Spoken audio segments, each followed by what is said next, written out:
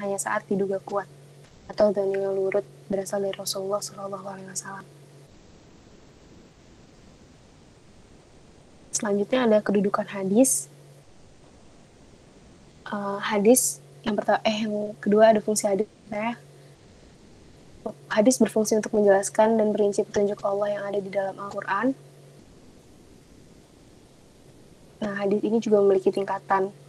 Sejarah penulisan hadis diwarnai dengan proses verifikasi yang secara ketat sehingga muncul tingkatan-tingkatan. Yang pertama ada kuat atau sahih, yang kedua sedang atau hasan, yang ketiga lemah atau dhaif, yang keempat palsu atau maudhu. Pengingkaran pada hadis palsu sebagai sebuah hadis adalah wajib karena ia sungguhnya bukan hadis. Fakta ini menunjukkan pentingnya bersikap berhati-hati dalam menerima suatu sebagai sebuah hadis, sehingga penting mengetahui pengertian, proses verifikasi, dan cara memahami hadis.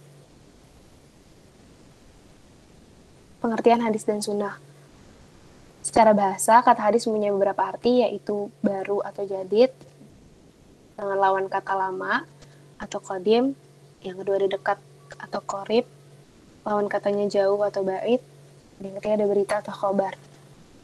Sunnahnya itu berarti jalan atau kebiasaan baik maupun jelek. Secara istilah, kata hadis mempunyai pengertian khusus dan umum.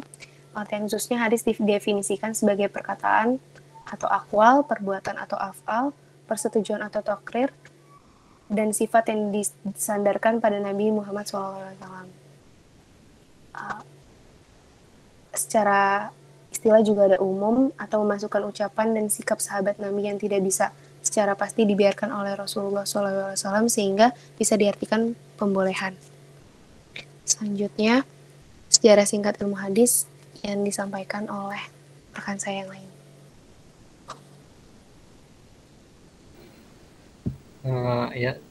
Akan saya lanjutkan mengenai sejarah singkat dari ilmu hadis itu sendiri. Kita sudah tahu tadi pengertian hadis bahwa yang namanya hadis itu adalah perkataan maupun perbuatan Nabi, maka pasti itu dimulai muncul pada masa kerasulan Nabi, di mana pada masa kerasulan Nabi semasa hidupnya sebenarnya Nabi Muhammad tidak pernah memerintahkan para sahabat untuk menulis dan mengumpulkan semua ucapannya. Jadi pada awalnya tidak disuruh dulu untuk menulis hadis karena kekhawatiran Nabi akan bercampurnya Al-Quran dengan ucapan Nabi merupakan di antara motif tidak diperintahkannya penulisan hadis pada masa Nabi Muhammad. Jadi karena waktu itu pada masa Rasul Nabi, Nabi masih menerima wahyu Quran dan masih fokus pada penulisan Al-Quran. Jadi Nabi tidak memerintahkan untuk menuliskan perkataan-perkataannya agar tidak tercampur dengan penulisan Al-Quran, takutnya tercampur nanti akan berakibat fatal. Makanya seperti yang diriwayatkan oleh Abu Sa'id Al-Khudri dalam sebuah hadis, Nabi pernah bersabda bahwa la taktubu anni wa man kataba anni ghairul Qur'an falyamhuhu. Yang artinya janganlah kalian tulis dari perkataanku, dan barang siapa yang menulis dari perkataanku selain dari Al-Qur'an, maka hendaklah dia menghapusnya. Hadis riwayat Muslim. Ini pada masa kerasulan Nabi. Lanjut next.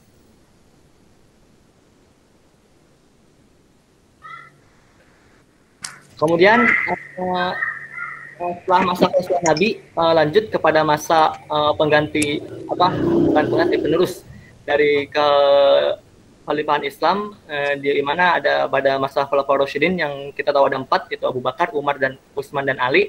Yang dimana setelah Nabi Muhammad wafat, Islam tersebar luas hingga ke Jazirah Arab, bangsa-bangsa non-Arab banyak yang memeluk Islam. Abu Bakar yang menggantikan Nabi Muhammad, atau lebih tepatnya meneruskan Nabi Muhammad sebagai pemimpin negara yang pusatnya di Madinah dan Mekah, menghadapi persoalan legitimasi dari kabilah Arab yang melepaskan diri dari pemerintahan Islam di Madinah. Kita tahu setelah Nabi Muhammad wafat, Rasulullah wafat, maka di sana mulai banyak kelompok-kelompok yang sudah tidak percaya lagi, bahkan banyak yang melenceng, bahkan murtad dari agama Islam. Banyak yang seperti tidak mau membayar zakat, bahkan banyak muncul nabi-nabi palsu seperti yang terkenal Musailamah Al-Kadzab. Maka di sana Abu Bakar fokus untuk menumpas segala bentuk murtadin, orang-orang yang murtad, untuk menumpas murtad, dan juga fokus untuk pembukuan Al-Quran, yang dimana waktu itu Al-Quran masih tercecer-cecer di berbagai seperti pelepah pisang, pelepah tulang, dan lain-lain, yang akhirnya satu bukukan di dalam suatu kitab yang sampai sekarang masih terjaga kesuciannya. Ya, jadi Abu Bakar masih fokus untuk menumpas segala bentuk murtad dan nabi palsu, yang dimana nabi palsu itu mengaku punya wahyu sendiri dari Tuhan, seperti Musailamah Al-Kadzab yang kita tahu banyak yang memalsukan ayat Al-Quran, belum mulai fokus pada hadis. Lalu lanjut dengan masa setelah Abu Bakar wafat, dan lanjut di pemerintahan dilanjutkan oleh Umar bin Khattab, yang dimana era pemerintahan Umar ini disebut sebagai era yang ideal, karena di masa Umar memiliki karakteristik pemerintahan yang merakyat, yang sangat ideal untuk semua masyarakat dan sangat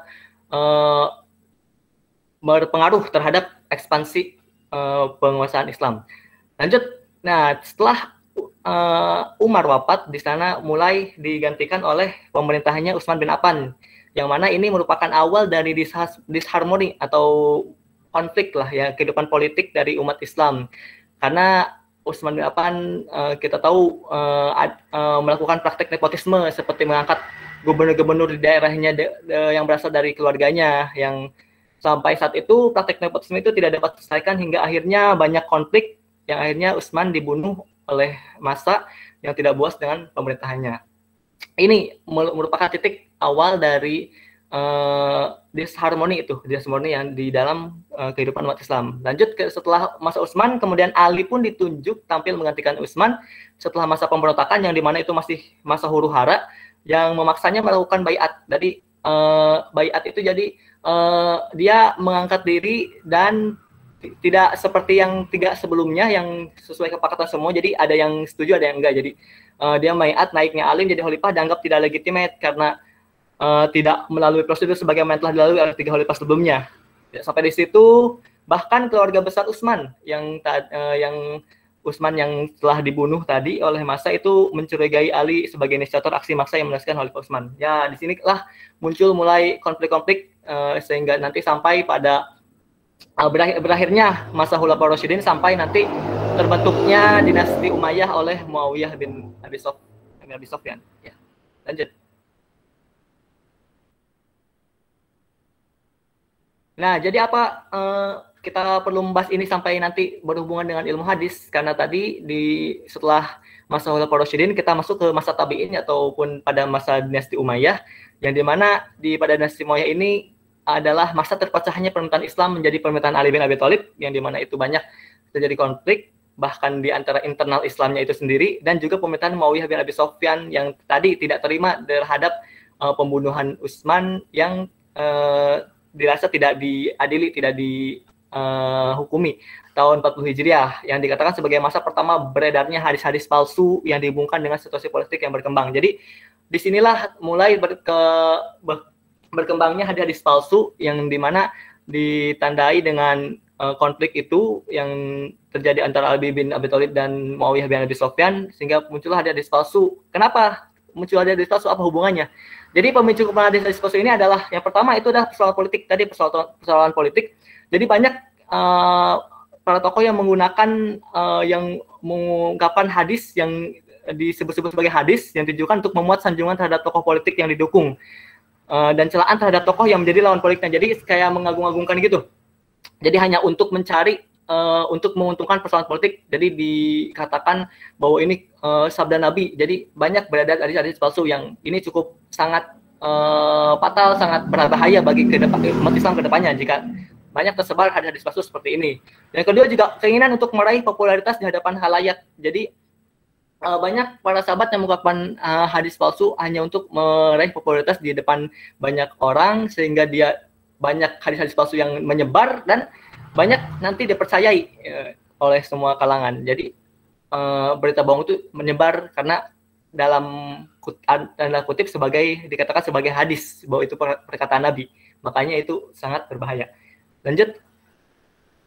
Nah, pada dinasti Umayyah ini, inilah awal mula muncul ilmu hadis, yaitu ketika masa pemerintahan seorang gubernur yang sangat berdampak bagi Islam ke depannya, sangat terkenal, sangat bagus pemerintahannya, sangat terkenal dalam pemerintahannya yang bagus, yaitu Gubernur Umar bin Abdul Aziz. Yang dimana ini ilmu hadis pada awalnya muncul dari kepedulian umat Islam untuk menjaga ucapan Nabi Muhammad dari penyalahgunaan sekelompok orang untuk tujuan jangka pendek. Nah, disinilah kita lihat bahwa yang tadi beredarnya hadis palsu ini sungguh sangat memprihatinkan pada waktu itu, sehingga muncullah kepedulian para gubernur, dan ini membuat gelisah salah satu gubernur yang terkenal, yaitu mengundang perhatian Umar bin Abdul Aziz, seorang khalifah dari dinasti Umayyah. Kemudian Umar bin Abdul Aziz memerintahkan gubernur Madinah, yaitu gubernur yang pusat itu yaitu Abu Bakar ibnu Muhammad bin Amr ibnu Hazm, untuk melakukan proyek pengumpulan dan penulisan hadis-hadis Nabi Muhammad. Yang dimana ini tujuannya untuk melestarikan hadis-hadis Nabi itu selanjutnya diteruskan oleh para ulama hadis, sehingga mengumpulkan Imam Bukhari, Muslim, Abu Dawud, Tirmidzi, Nasai, Ibnu Majah, Ahmad, Al-Hakim, Baihaqi, dan Tabrani, yang dimana upaya pelestarian ini kemudian melahirkan disiplin baru dalam keilmuan Islam, yaitu ilmu hadis, yang bertujuan untuk menyeleksi hadis-hadis yang beredar di masyarakat. Yang dimana kita tahu bahwa sekarang ilmu hadis mengatur dalam dari mana, siapa yang meriwayatkan hadis itu, bagaimana kualitas hadisnya, bagaimana kualitas periwayatnya, apakah dia dobit, apakah dia sikot, apakah dia cacat atau gimana, baik dalam pikiran maupun dalam perkataannya, apakah dia orang yang jujur. Jadi dilihat dari periwayatnya dan juga dilihat dari hadisnya. Maka ini awal mula muncul ilmu hadis, yang dimana pada masa awal Rasul sampai ke dinasti Umayyah akhirnya lahir disiplin baru ilmu hadis yang mengatur, muncul dari kepedulian umat Islam untuk menjaga ucapan Nabi Muhammad dari penyalahgunaan sekelompok orang untuk tujuan jangka pendek, seperti tadi dalam beredarnya hadis-hadis palsu. Ya, mungkin dilanjut oleh teman saya.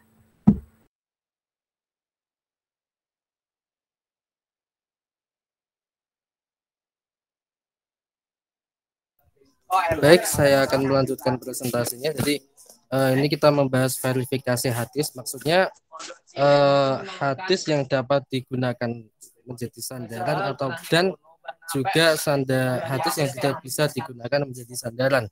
Menurut kekuatannya dibagi menjadi 3, sahih, hasan, dan dhaif. Next.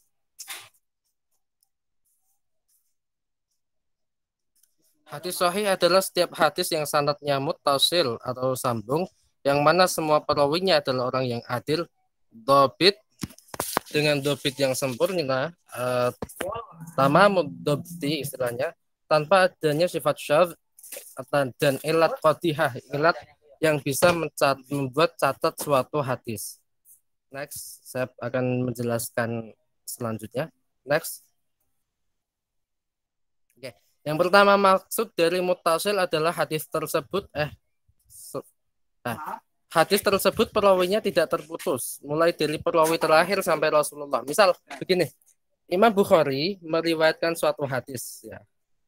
Jadi ini pentingnya sanad, ya. Makanya dikatakan laulal isnad al isnadu minaddin, laulal isnad laqala man syaa bima syaa. Kalau tidak ada sanad, ya semua orang akan berkata semaunya sendiri.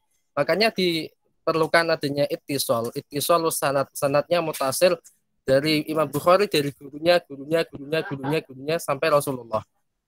Nah, kita juga sama dalam mengaji ilmu hadis itu tidak boleh kita mengajar hadis kecuali kalau kita sudah pernah belajar dari guru kita. Nah, itu untuk menjaga hadis itu tetap mutasil.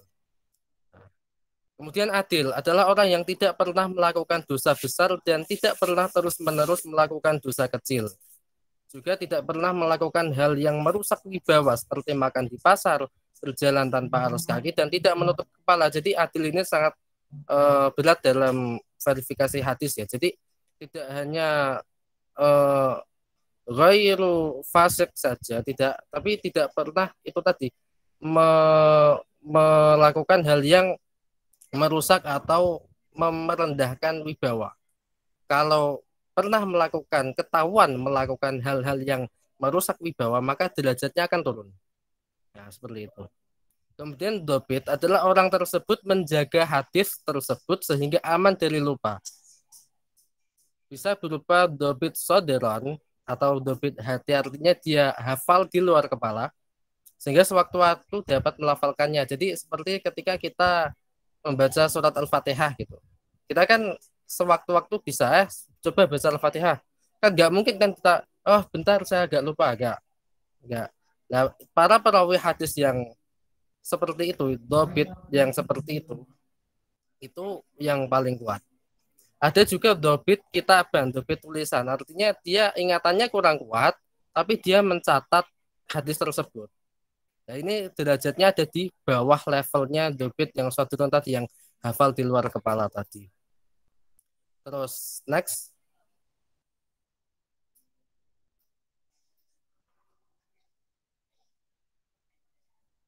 Baik.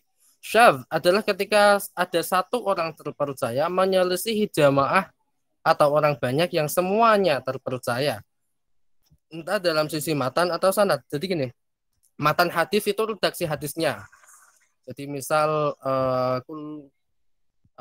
innamal a'malu binniyat wa innamal likulli imri'in ma nawa, itu namanya matan. Kalau sanad itu mata rantainya, misal hadatsana Musaddad qala hadatsana, itu namanya sanad.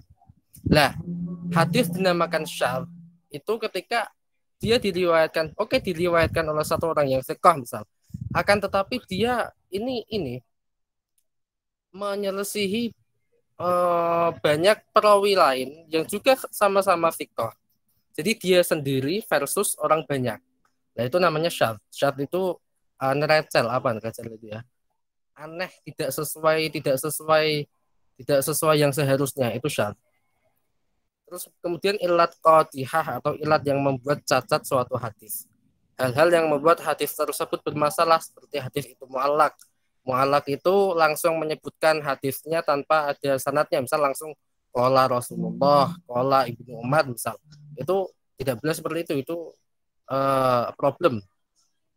Terus hadis mursal itu sahabat bukan sahabat, tabi'in tapi langsung qala Rasulullah.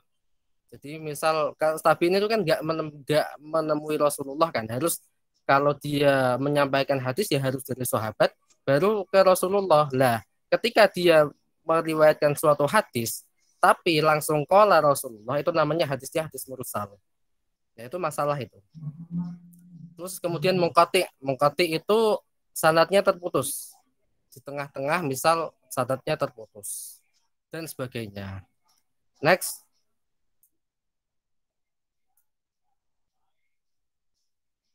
Oke, hadis hasan pengertiannya seperti hadis sahih yang tadi ya, tidak mata rantainya terputus, diriwayatkan oleh orang yang terpercaya, adil, tapi dobitnya di bawah dobit yang hadis sahih tadi.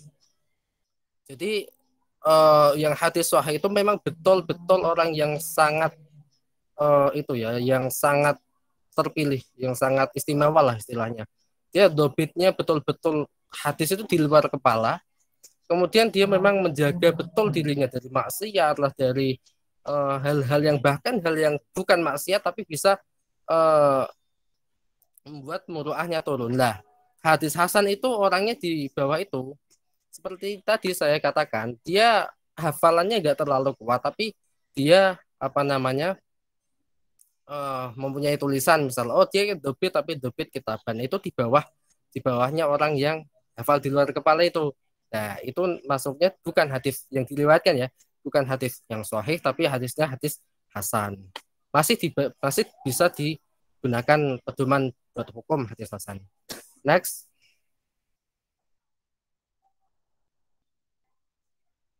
Oke. Ini pencabangan ya. Tadi yang saya jelaskan hadis sahih dan hasan lidzatihi. Jadi sahih lidzatihi, ada yang namanya sahih lighairihi dan hasan lighairihi. Yang tadi saya jelaskan itu sahih lidzatihi dan hasan lidzatihi. Nah, sekarang ada namanya sahih lighairihi. Hadis tersebut dihukumi menjadi hadis sahih karena ada hadis lain yang mendukung. aslinya bukan hadis sahih kalau kita bicara kualitas sanadnya ya, tetapi ada hadis lain yang mendukung hadis tersebut. Hadis sahih li ghairihi adalah hadis hasan yang memenuhi kriteria hasan, artinya dia sudah hasan li dzatihi, tapi level tersebut bisa naik ketika ada periwayatan dari jalur lain yang sama kualitasnya atau lebih kuat statusnya. Ada hadis hasan, tapi ada juga hadis sahih yang isinya sama dengan hadis hasan tersebut. Maka hadis hasan tersebut naik level, bukan menjadi hadis hasan, tapi menjadi hadis sahih li ghairihi. Nah, itu hadis sahih li ghairihi. Kemudian hadis hasan li ghairihi. Hadis hasan li ghairihi ada hadis yang sebetulnya kualitas sanadnya itu agak lemah sebetulnya, bahkan bisa dikatakan dhaif. Akan tetapi ada hadis lain yang memperkuat hadis tersebut sehingga naik kelas, jadi dari hadis dhaif menjadi hadis hasan li ghairihi. Nah, next. Hadis dhaif yang salah satu atau beberapa syarat di atas ada yang tidak terpenuhi. Misalnya sanadnya munqati, misal tidak mutasil. Terus kemudian orang yang meriwayatkan ada satu orang atau beberapa orang yang tidak dobit, tidak adil. Misalnya orangnya pelupa atau sering makan jajan di pasar, misal itu, atau pernah ketahuan melakukan perbuatan makruh atau dosa kecil sekali yang kelihatan, yaitu hadisnya bukan itu, enggak dihukumi sahih atau hasan tapi dhaif. Next.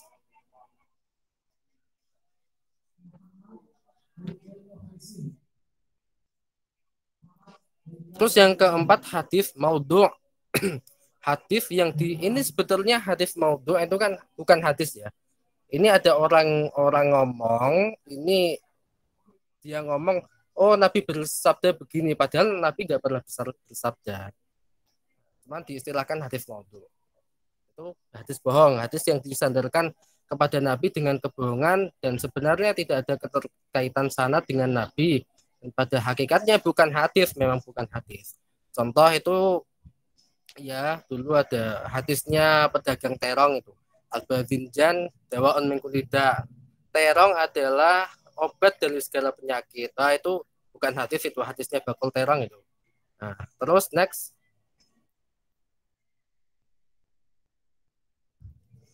Baik, ini dalam pengambilan hukum ya. Hadis yang dapat digunakan untuk menjadi hujjah dalam penetapan hukum adalah hadis sahih dan hadis hasan. Nah, hadis dhaif bagaimana? Hadis dhaif menurut para ulama diantaranya adalah Al-Imam An-Nawawi, bisa diamalkan, bisa diterima. Ketentuannya satu, tidak sangat lemah. Syiddatul dha'fin, tidak sangat lemah. Yang kedua, tidak dalam koridor fikih, akidah atau tafsir ayat Quran. Nggak boleh pakai hadis dhaif, apalagi akidah, apalagi fikih. Yang ketiga, menerangkan fadhailul a'mal, fadilah amal-amal yang sunnah, misal keutamaan zikir ini, keutamaan zikir itu, boleh menggunakan hadis dhaif. Terus niat berhati-hati dalam mengamalkan, artinya tidak diniatkan saya mutaba'atul Rasul, saya ingin meniru Rasul mengamalkan ini loh, padahal hadisnya dhaif. Nggak boleh diniatkan seperti itu. Nah, next. Sudah ya dari saya, terima kasih, akan dilanjutkan rekan saya. Oke, selanjutnya pada slide kali ini saya akan melanjutkan presentasi teman saya. Kali ini kita masuk kepada memahami hadis itu sendiri. Jadi sebuah hadis yang berkualitas, walaupun kita mungkin sudah lihat mungkin dari paparan dari Anggi itu mungkin secara rangkaian perawinya itu sudah berkualitas, tapi kita harus juga memahaminya secara isinya atau disebut matan. bukan hanya secara sanadnya. Lalu nanti pendekatan untuk memahami hadis ini akan dibagi menjadi dua pendekatan, yaitu yang pertama metode tekstual dan yang kedua metode kontekstual. Nah, slide selanjutnya coba. Nah, kita masuk ke metode tekstual dulu. Jadi sebenarnya apa dari esensi dari metode tekstual dalam memahami suatu hadis? Jadi metode tekstual itu hanya mempertimbangkan teks hadisnya tersebut semata tanpa harus melihat atau mengecek kembali situasi atau kondisi apa suatu hadis itu muncul. Jadi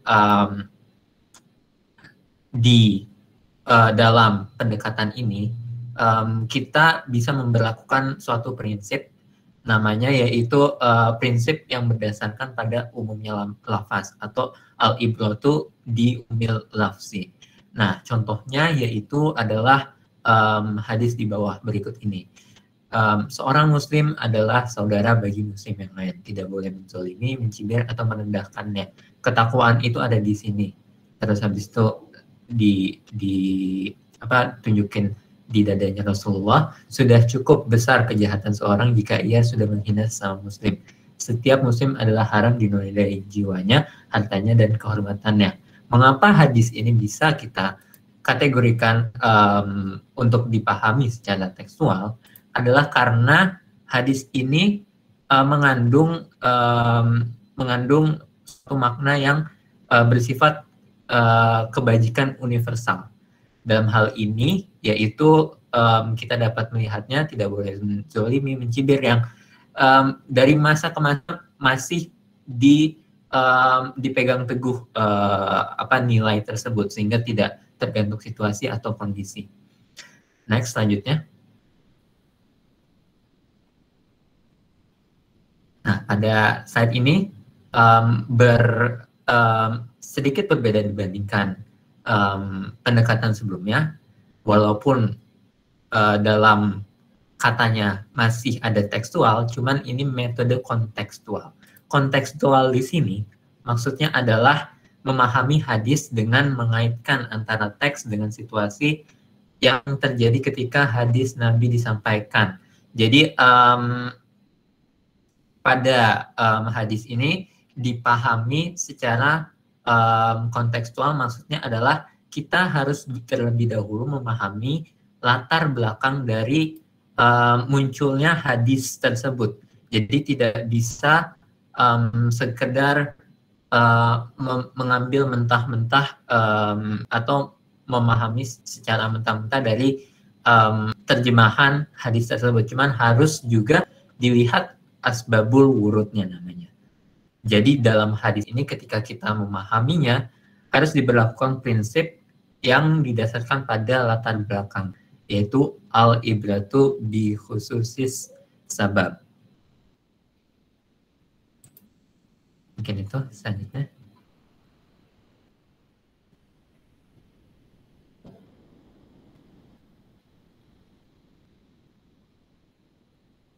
Oke. Dalam slide ini adalah salah satu contoh di mana terdapat dampak yang fatal, kesalahan yang fatal dari memahami suatu hadis. Jadi dalam slide sebelumnya saya sudah menjelaskan bahwa ketika kita memahami hadis, hadis yang harusnya dipahami secara kontekstual, tetapi justru dipahaminya secara tekstual, secara terjemahan saja tanpa melihat asbabul wurud, maka bisa menyebabkan terjadinya kesalahan dalam memahami hadis dan akhirnya juga bisa berdampak pada kejadian-kejadian fatal seperti ini. Contohnya adalah peristiwa kudeta Mekah pada tahun 1979. Pada saat itu peristiwa kudeta ini atau pemberontakan ini dipimpin oleh Juhaiman bin Saif al-Utaibi. Jadi mereka mengkudeta Mekah tepatnya di Masjidil Haram, dan memang pada saat itu korban dari peristiwa ini itu jumlahnya ratusan, tidak sedikit tentu saja. Dan memang ini adalah tragedi berdarah, salah satu tragedi berdarah di kota Mekah. Jadi motif dari adanya peristiwa kudeta ini adalah keinginan si pemimpin dan pengikutnya ini, Julaimin bin Saif al-Taibi dan pengikutnya, untuk mendeklarasikan seseorang yang dipercaya sebagai Imam Mahdi, lalu mencoba menyerukannya kepada pemerintah kerajaan Saudi Arabia, Arab Saudi waktu itu, untuk mengakui dan mengangkat Imam Mahdi dan menyerahkan kekuasaan pemerintah kepada Imam Mahdi yang dipercaya sebagai Imam Mahdi itu. Dan memang ini adalah salah satu kesalahan dari memahami hadis tentang pengangkatan Imam Mahdi, karena memang tidak bisa dilihat dari secara tekstual lalu bisa menyimpulkan, karena dengan itu maka akan menyebabkan kejadian-kejadian seperti ini. Lalu memang itu adalah salah satu contoh dari kesalahan, dan sebenarnya juga masih terjadi sampai sekarang ketika banyak misalkan kelompok ekstrim yang memahami suatu hadis secara misalkan hadis tentang peperangan dan tidak menyesuaikannya pada zaman kondisi sekarang, sehingga hal ini menyebabkan istilahnya perpecahan di antara kaum muslim itu sendiri dengan adanya kesalahan dalam memahami hadis ini. Dan memang ini cukup sulit dan menjadi tantangan bagi umat Islam itu sendiri. Mengapa? Karena untuk memahami hadis sendiri, seperti yang sudah dijelaskan oleh teman-teman sebelumnya, bahwa banyak sekali ilmunya, banyak sekali jenis hadisnya, banyak sekali istilah-istilah hadisnya, banyak sekali status hadis yang harus kita ketahui, seperti misalkan tadi doif dan lainnya. Tapi bagaimana cara tidak semua orang, tidak semua umat muslim mungkin menyempatkan atau meluangkan seluruh kegiatannya untuk mendalami ilmu hadis. Lalu bagaimana caranya agar kita bisa keluar dari jebakan kesalahan dalam memahami hadis ini? Caranya adalah salah satunya dengan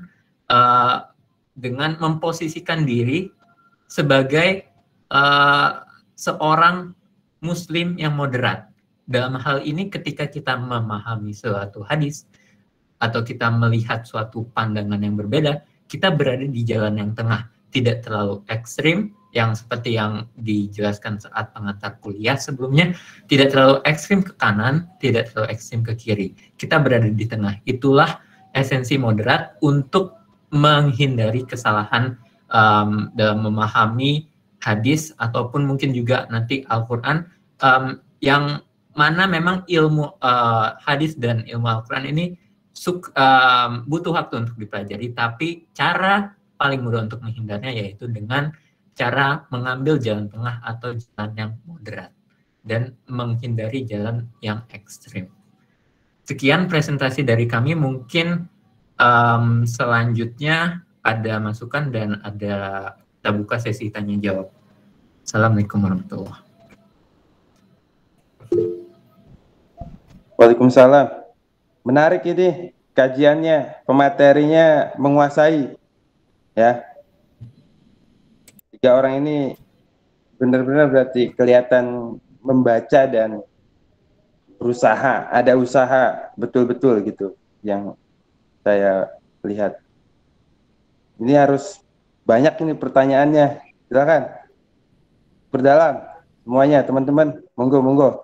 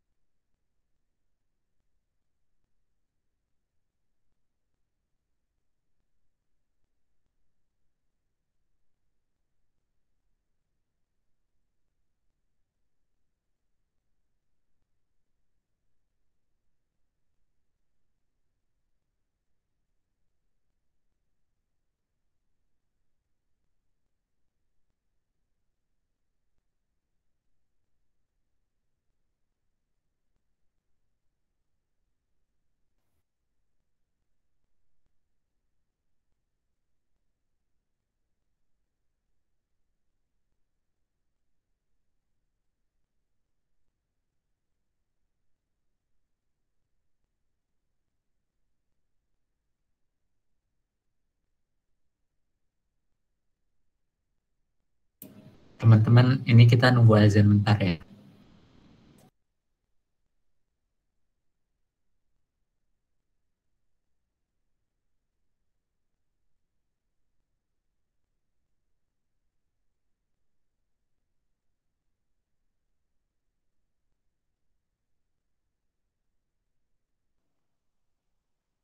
Sambil nunggu azan, silahkan kalian buka link yang sudah saya kirim. Itu link hadis. Luar biasa itu karya Dr. Fatullah, guru kami. Oke, Pak.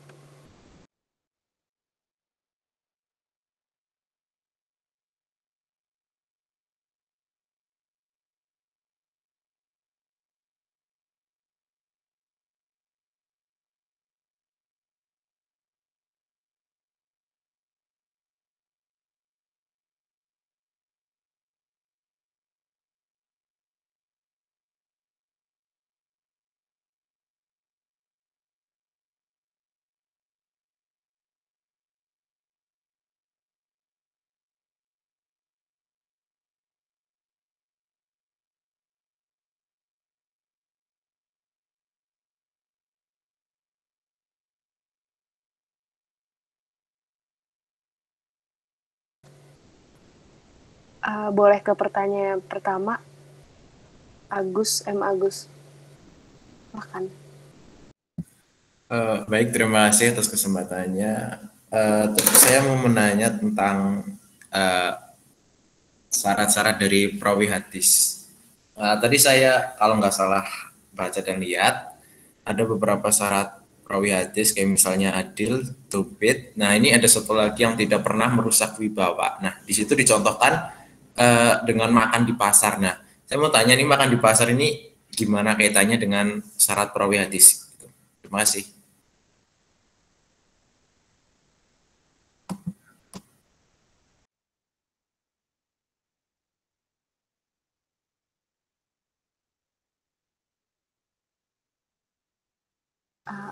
Oke, makasih Agus atas pertanyaannya.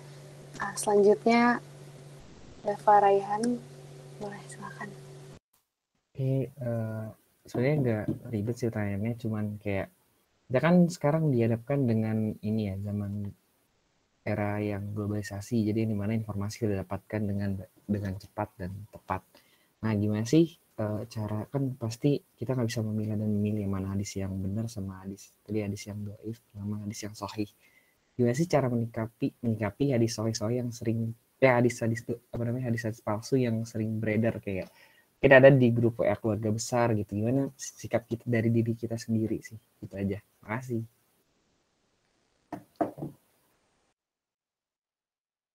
Oke, makasih Dava pertanyaannya. Selanjutnya, Ilham Pambudi. Baik, terima kasih atas kesempatannya. Pertanyaannya sebenarnya masih agak nyambung sama pertanyaan Dava sih. Cuma kan kalau Dava, gimana cara kita mengatasi gitu? Gimana cara kita memilih mana hadis yang sahih, mana yang dhaif?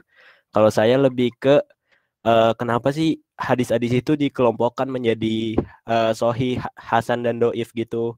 Karena menurut saya kalau misalnya di keseharian masyarakat, kayak misalnya di obrolan keseharian gitu, menurut saya kan agak susah ya buat memverifikasinya mana yang sahih, mana yang hasan, dan mana yang dhaif. Kenapa tidak dibuat hadis dan bukan hadis aja seperti itu? Mungkin kalau itu pertanyaan saya, kenapa harus ada dibagi-bagi tingkatannya? Terima kasih. Oke, terima kasih Ilham Pambudi. Selanjutnya, Fikri Rafif. Oke, terima kasih untuk kesempatannya. Saya ingin bertanya, dalam suatu hadis dari Nabi Muhammad, hadis riwayat Abu Daud dijelaskan bagaimana sikap Nabi Muhammad ketika mendengarkan musik.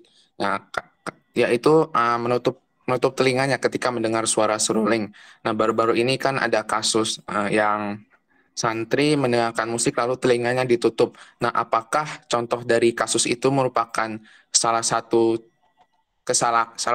bentuk dari kesalahan dalam memahami hadis, atau memang seperti itu seharusnya sikap kita ketika mendengarkan hadis? Ya, berarti ya gitu aja. Terima kasih.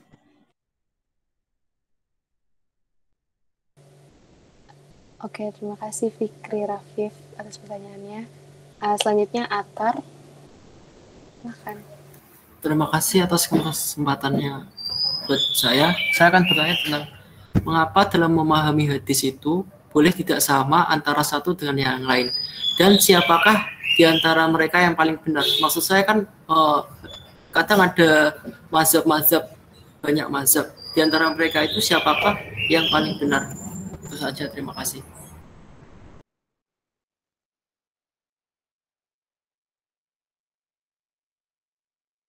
Oke, terima kasih Atar. Ada lagi yang mau bertanya atau udah cukup?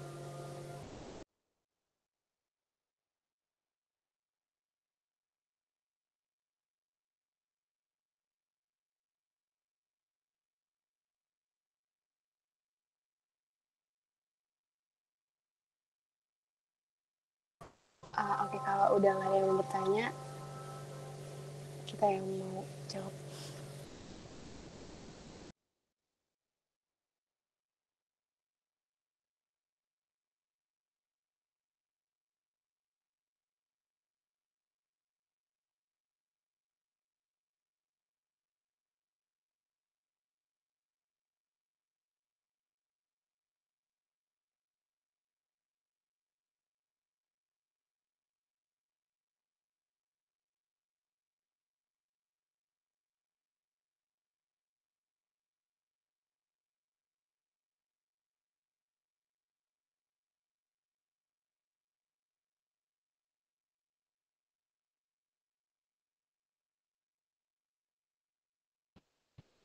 Baik, terima kasih teman-teman pertanyaannya.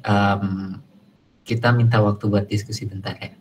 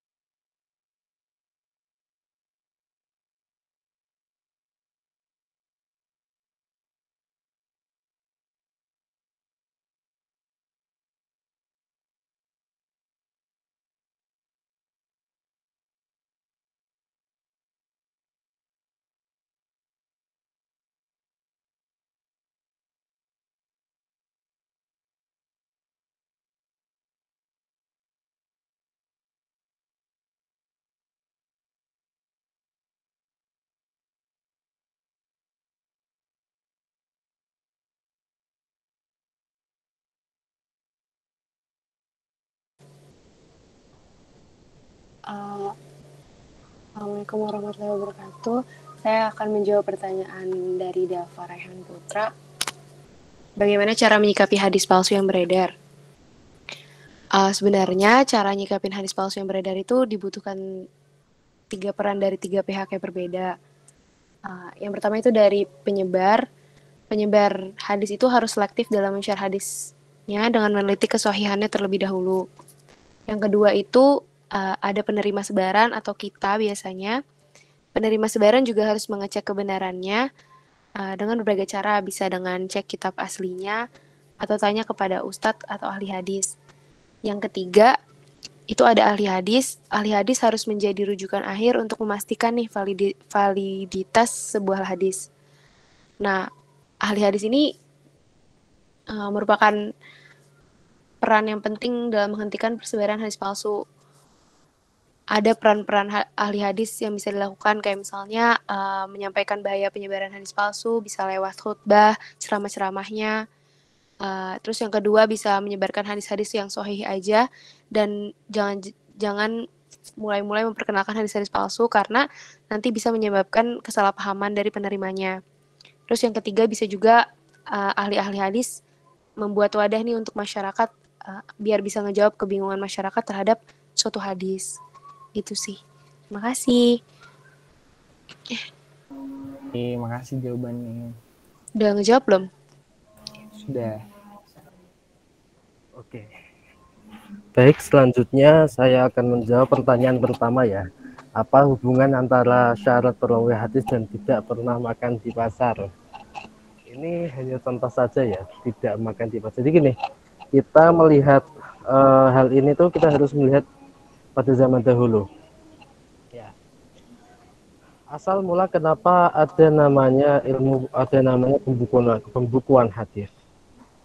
Seperti yang tadi sudah dijelaskan pada dinasti Umayyah itu ya, dimulai pada zamannya Khalifah Umar ibnu Abdul Aziz, Khamisul Khulafa.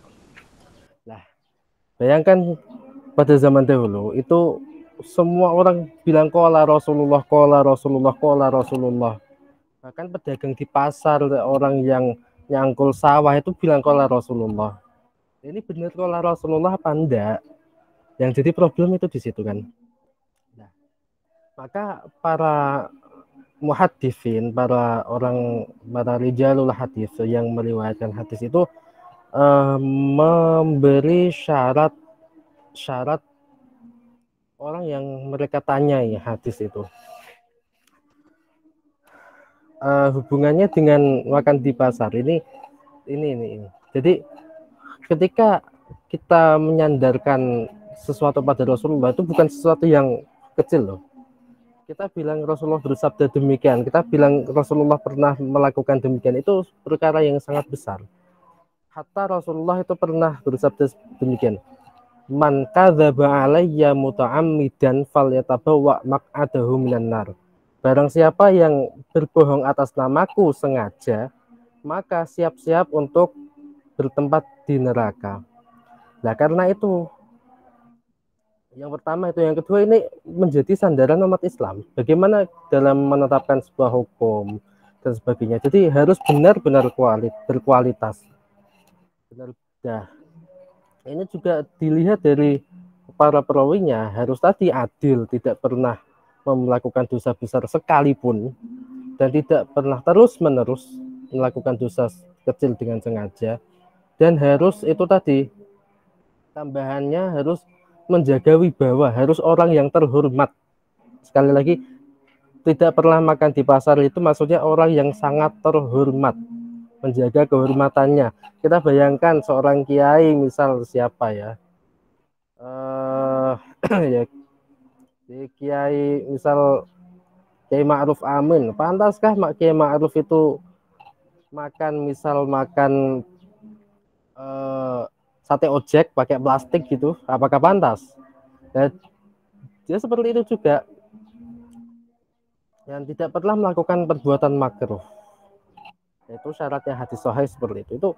Lah, apa hubungannya? Hubungannya itu tadi harus orang yang benar-benar istimewa, harus orang-orang yang benar-benar berkualitas, ya, di mana bisa dipercaya ucapannya. Selain itu dan orang yang digurui, yang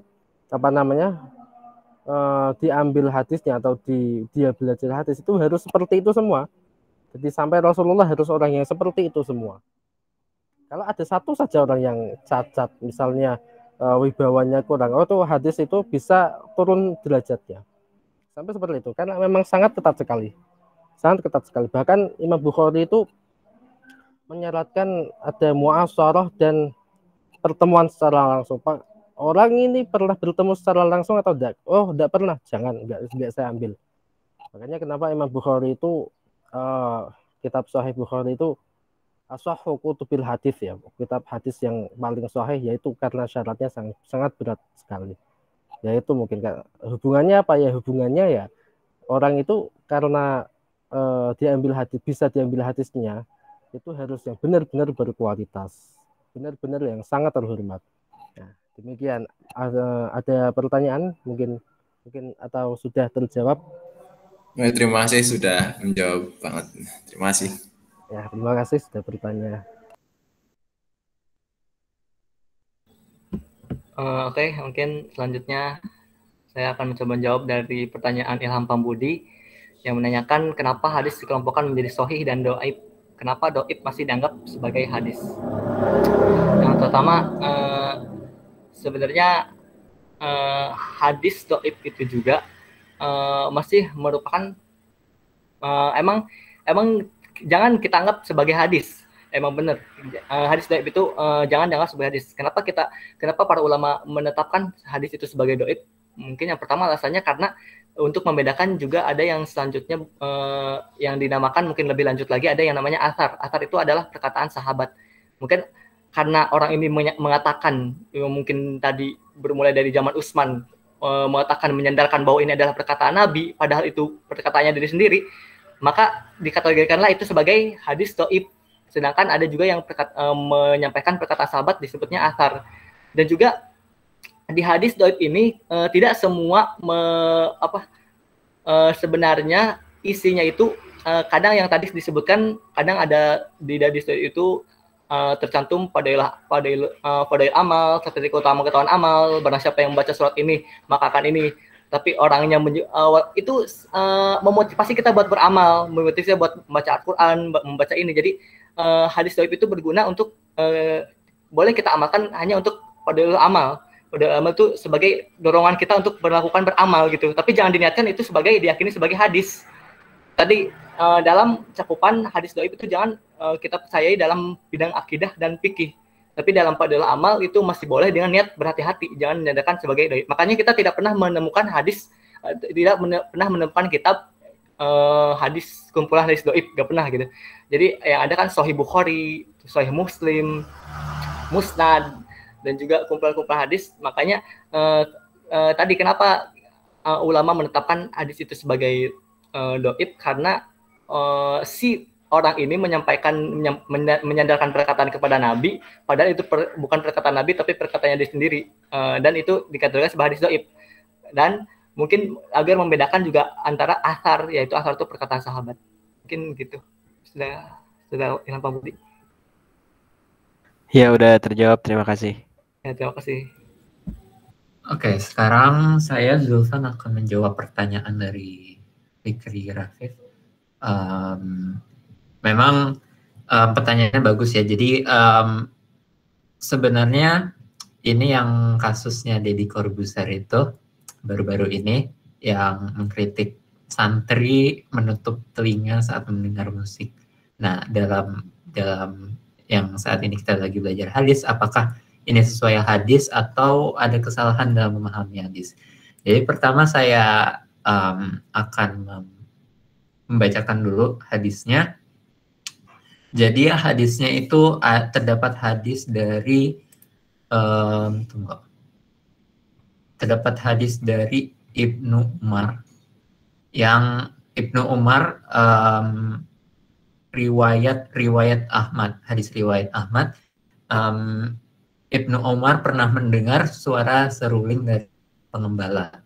Lalu beliau menyumbat kedua telinganya dengan kedua jarinya. Kemudian beliau pindah ke jalan yang lain. Lalu Ibnu Umar berkata, "Wahai Nafi, apakah kamu masih mendengar suara tadi?" Aku, di sini aku ini Nafi, berkata, "Iya, aku masih mendengarnya." Kemudian Ibnu Umar terus berjalan. Lalu aku berkata, "Aku tidak mendengarnya lagi."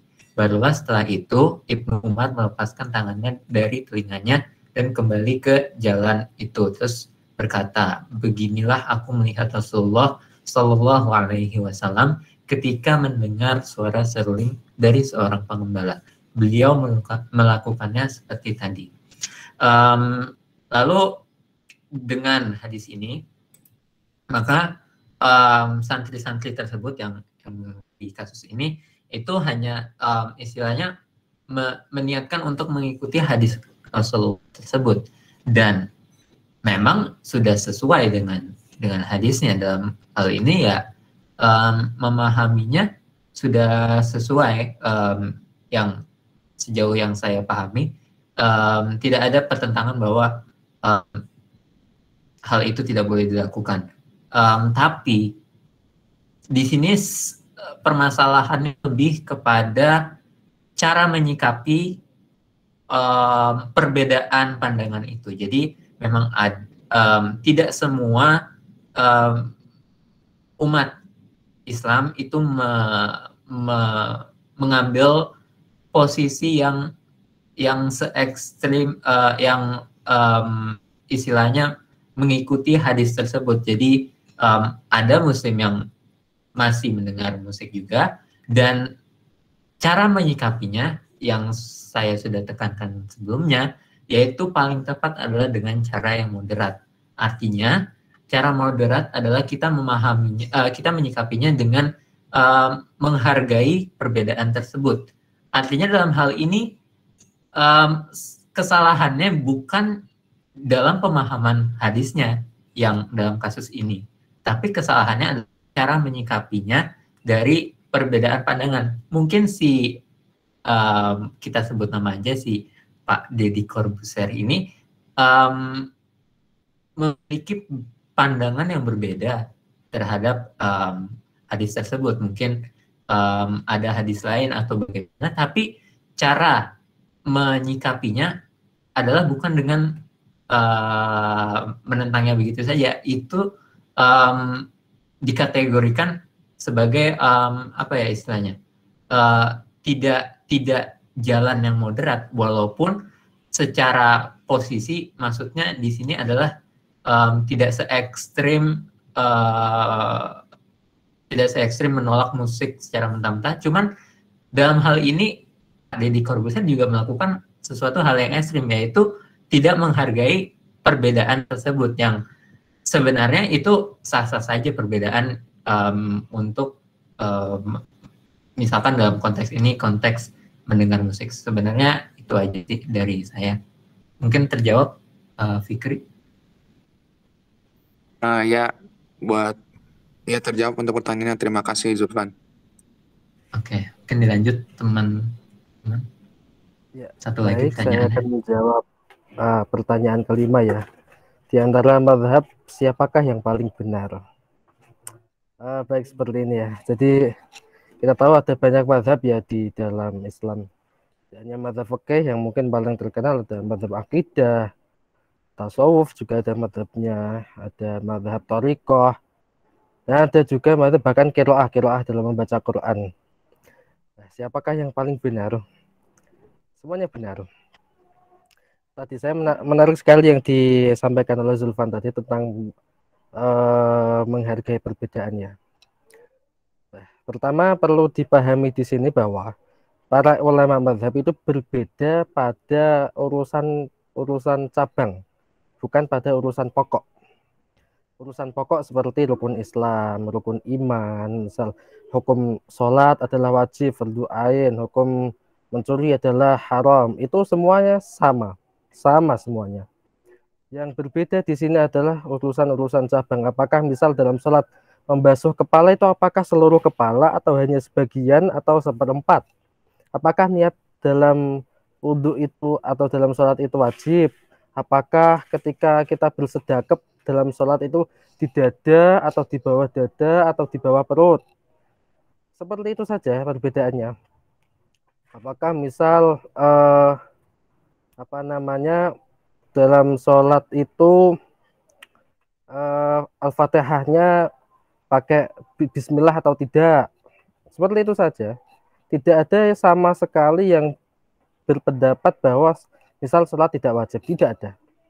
Nah, siapa yang paling benar? Tentu tidak ada yang paling benar, tidak ada yang paling salah. Karena itu memang urusan ijtihad ya. Dalam ranah ijtihad tidak ada ketentuan pasti dari Rasul. Misal Rasul terkadang melakukan ini, terkadang melakukan seperti ini. Berbeda. Oh, dalam ulama, misal Imam Syafi'i, oh yang sunnah yang ini, yang lebih utama yang ini. Dari Imam Malik, oh enggak, yang utama yang ini. Seperti itu saja. Maka benar dikatakan bahwa ikhtilafu ummati rahmatun, bahwa perbedaan dari umat-umatku itu adalah rahmat atau kasih sayang. Kenapa? Karena misal seperti kita ikut mazhab Syafi'i, ketika kita menyentuh menyentuh lawan jenis setelah wudhu kan membatalkan wudhu. Ketika kita haji kan sangat sulit sekali. Maka kita intikal madhab, berpindah madhab ke madhab Imam Malik yang tidak membatalkan wudhu kalau nggak ada syahwat. Nah, itu. Nah, terkenal sekali dalam para ulama kita itu ra'yi shawabun yahtamilul khata' wa ra'yu ghairi khata'un yahtamilus shawab. Pendapatku menurutku benar tapi juga mungkin salah. Dan pendapat selainku itu salah menurutku tapi juga berpotensi benar. Jadi ini suatu apa ya, menyikapi perbedaannya. Dan karena ijtihad, maka kalau ijtihadnya benar, artinya karena ijtihad itu kan nggak sampai hukum yakin ya, sampainya zon, hanya dugaan kuat. Nah, itu kalau benar cocok dengan suatu kebenaran, maka dapat pahala dua. Yang pertama pahala sudah ijtihad, yang kedua pahala karena menyocoki suatu kebenaran itu. Kalau salah gimana? Dapat pahala satu, pahala ijtihad. Dosa enggak dosa, enggak dosa. Itu. Jadi itu tadi, karena ijtihad itu ranahnya suatu yang belum pasti dari Rasul, dari syariat, maka boleh kita berijtihad. Seperti ketika misal zaman sekarang berdagang online gimana hukumnya? Oh, ada yang berbeda pendapat. Bank bagaimana hukumnya? Oh, banyak yang berbeda pendapat. Karena memang itu dari dulu nggak ada, nah, seperti itu. Nah, mazhab itu seperti itu. Apakah terjawab pertanyaannya? Terjawab sangat puas sekali. Terima kasih, Anggi. Terima kasih pertanyaannya.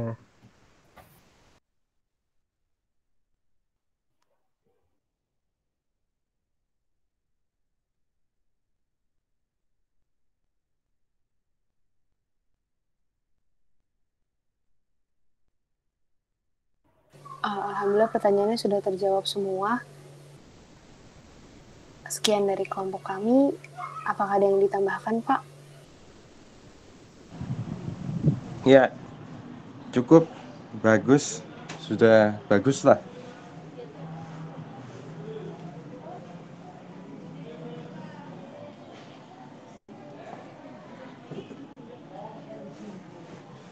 Bisa disimpulkan saja, Mbak atau Mas. Disimpulkan.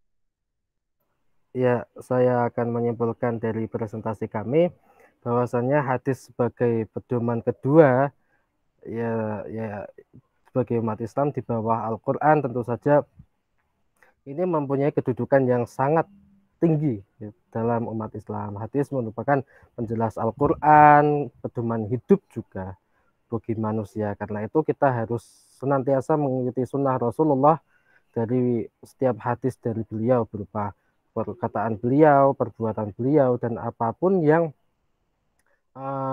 diperintahkan oleh beliau. Nah, dan karena hadis itu sangat penting juga kita harus istilahnya pilih-pilih lah, pilih-pilih dalam milih hadis, artinya kita hanya menggunakan hadis yang benar-benar sahih menurut para ulama. Kita punya banyak ulama hadis, banyak kitab-kitab hadis, kita rujuk karena ya kita sadarlah ya kemampuan kita, nggak mungkin kita mau menyeleksi hadis sendiri, kita ikuti ulah perkataan hadis-hadis yang udah pilih oleh para ulama. Kita jadikan pedoman hidup karena Rasulullah adalah insan kamil ya, manusia yang sangat sempurna. Nah, dan karena itu tadi terakhir itu menarik sekali bahwa perbedaan itu pasti ada dan kita harus bijak dalam menyikapinya. Mungkin itu saja Pak, terima kasih dari kami. Wassalamualaikum warahmatullahi wabarakatuh. Waalaikumsalam. Waalaikumsalam warahmatullahi wabarakatuh.